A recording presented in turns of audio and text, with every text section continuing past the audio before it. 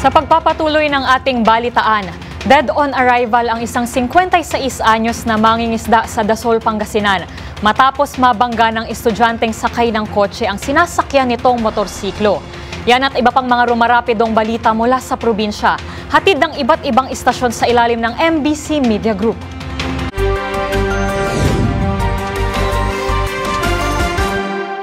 ₱56 anyos na mangingisda patay ng mabangga ng kotse ang sinasakyan niyang motorsiklo sa Dasol, Pangasinan. Hindi na umabot ang buhay sa paggamutan ng biktimang 56 anyos na mangingisda matapos mabangga ng kotse ang binamaneho niyang motorsiklo. Batay sa ulat ni OIC Chief of Police Captain Nobin Kitalig, alas 5:54 ng umaga naganap ang aksidente sa National Road ng Barangay Makalang, Dasol, kung saan binabagtas ng biktimang nasabing kalsada nang mabangga siya mula sa likuran ng kotseng minamaneho na isang 23 anyos na binatang estudyante na residente ng Barangay Fatima in Pantang, Pangasinan. Sa lakas ng banggay, tumila po ng biktima ng may ilang metro dahilan upang magtamo siya ng malubang sugat sa katawan na agad ay nadala sa Dasol Community Hospital, ngunit idineklarang dead on arrival na ni Dr. Michael Ryan Kanilang. Ang tsuper ng kotse at ang kanyang sasakyan ay nasa kustudiya ngayon ng Dasol Police Station para sa kaukulang disposisyon. Mula sa Action Radio Pangasinan, para sa MBC TV Network News, ito si Freddy Fajardo, Aris 38, una sa Pilipinas, una sa Pilipino.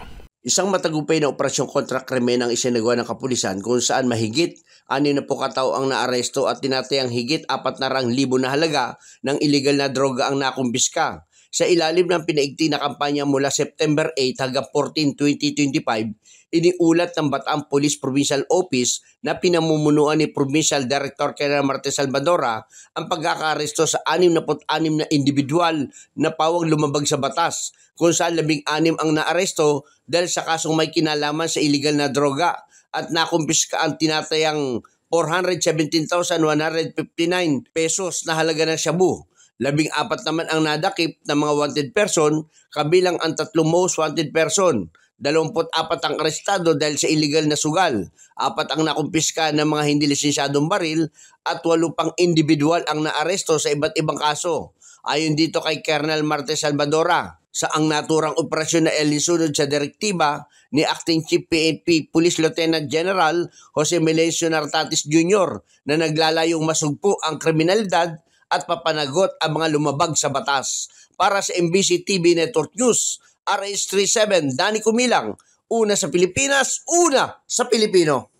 Balita mula sa Davao City. Pinalaliman ngayon ng Davao City Police Office o DCPO ang investigasyon upang matukoy kung sino ang responsable sa pagpapakalat ng video footage sa isang minor de edad na gumagamit ng marijuana. Ayon kay DCPO Chief Police Colonel Manan Muarip, posibleng mananagot sa batas ang nagpakalat na naturang video dahil sangkot dito ang isang minor de edad. Maaari itong maharap sa kaso batay sa Republic Act 7610 o Special Protection on Children's Acts Abuse, Exploitation and Discrimination Act at Republic Act 10175 o Cybercrime Prevention Act of 2012. Dagdag pa ni Colonel Muarip, nagpapatuloy ang investigasyon ng kapulisan upang matukoy ang nagpakalat ng video online, gayon din ang mga posibleng nag-impluwensya sa minor de edad sa paggamit ng ipinagbabawal na droga. Paliwanag ng opisyal, layunin ng hakbang na ito ang pangalagaan ng kabataan at pagpapatibay ng komunidad sa kampanya kontra droga. Matatandaan una ng riskyo ng DCPO ang naturang minor de edad na nag-viral matapos makuha ng video habang gumagamit ng pinatuyong dahon ng marijuana. Para sa MBC TV Network News, ito si June Suter, una sa Pilipinas, una sa Pilipino. Isa na namang sangkot sa ilegal na droga sa bayan ng Katarman ang naaresto sa pagbibinta ng shabu. Naaresto ng Katarman Police na pinamumunuan ni Police Lieutenant Colonel John Ryan Doseo, Chief of Police ng Katarman. Itinuturing itong street-level individual o SLI na sangkot sa pinagbabawal ng droga na naaresto sa isinagawang buy-bust operation. Kinilala ang nasabing drug personality na si Tando, 43 taong gulang, residente ng Barangay Baybay, Katarman. Katuwang sa operasyon ng Philippine Drug Enforcement Agency o PDEA, positibo na nakuhaan ng pinaghihinalaang shabu na 5 maliliit na pakite ang suspect at iba't ibang drug paraphernalias. Gumamit naman ng police pusher buyer ang otoridad at nang makumpirma, agad itong inaristo. Sa kasalukuyan, nasa kustudiya ng Katarman Police ang nasabing akusado at inihahanda ng kasong paglabag sa Section 5 at 11 ng Republic Act 9165 o Comprehensive Dangerous Drugs Act. Patuloy ang ginagawang monitoring ng Katarman Police laban sa legal na droga at inihikayat ang publiko na patuloy na makipagtulungan sa PNP para agad na maaresto o mahuli ang mga lumalabag sa Republic Act 9165. Mula sa Aksyon Radyo Katarman para sa MBC TV Network News, RH34 Jane Galit Bantayan ng DZRH. Una sa Pilipinas, una sa Pilipino.